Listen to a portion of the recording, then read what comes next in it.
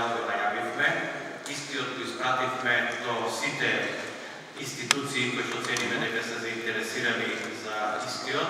Сакаме да отвориме јавна дебата, која што ќе можеме да продискутираме за сите мерки и точки кои што ги предвидува владата за економскиот раст во Република Македонија. Сакам сосема кратко да направам една мала презентација на материјалот, а после тоа да отвориме дебата.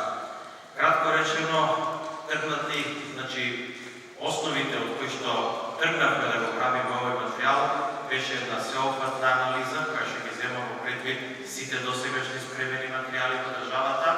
Тоа беа пред се материјалите од Светска банка, тоа е материјалот кој што беше подготвен од Светска банка за состојбата во економијата во Република Македонија.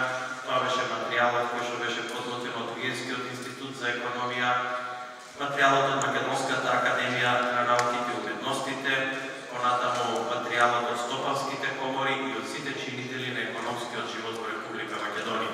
Сите тие материјали беа детално анализирани со економскиот тим во владата, заедно со советниците на премиерот, и врз база на сето тоа направивме една драфт верзија на платформа за економски раст во Република Македонија, која што цениме дека ќе биде генератор на зголемувањето на економските активности во државата, на реална поддршка на економијата во Република Македонија и нема да прави никаква разлика помеѓу странските и македонските инвеститори.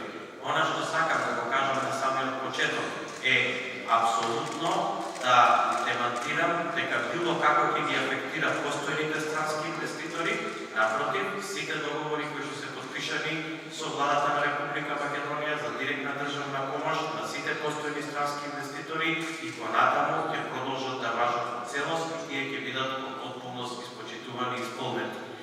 Напротив, оваа програма која што сега ја презентираме ќе има дополнително ефекти врз веќе постојните договори, со тоа што истата програма ќе биде само нивна поддршка откако ќе завршат време траењето на веќе постојните договори. Кога ќе истечат 10 години, а например во таква состојба ќе бидат Джонсон Мет и Джонсон Контролейт од следната година, тие ќе можат и понатаму да се приклучат во оваа програма која што денес ќе биде објаснета и на тој начин практично и понатаму ќе бидат поддржувани и стимулирани да останат во државата и да видат дека се во истата добродојдени. Што се однесува до самите мерки, јас би замолил, ако може, презентацијата веќе да ја стартуваме. Имаме практично една ситуација на постојна состојба во државата и таа е анализирана, јас мислам да не губиме многу време на тој дел.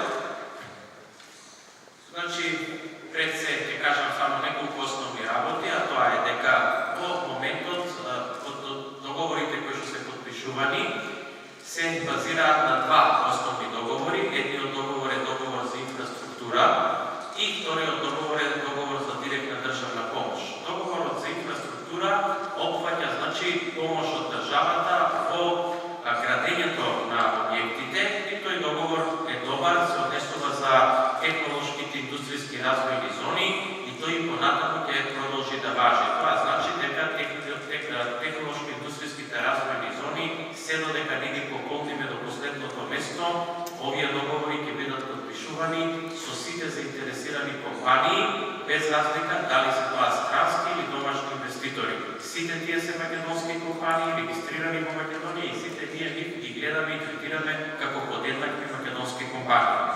Она што цениме дека не било во ред во досегашниот начин на стимулирање на компаниите, тоа е транспарентноста и недостатокот на транспарентност при изработката на вториот договор и подпишувањето на вториот договор. Во вториот договор за директна државна помош практично имаме еден основен пакет на мерки, а тоа се ослободување даночни, данок на добивка 10 години 0%, ослободени од данок на добивка и ослободени од персонален данок, исто така 10 години. Бидејќи станува збор за компаниите кои што се во безцаринските зони или така наречените технолошки индустријски развојни зони, таму и плаќањето на царина и плаќањето на ДДВ за оние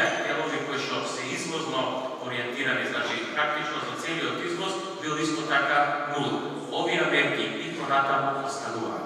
Значи тие и понатаму ќе продолжат да важат. Она што ние го цениме за проблематично е дискреционото право за преговарање на мерките за креирање на работни места, за обука на работните места, за веќе завработените луѓе и работници и повратот на одредени средства за инвестиција.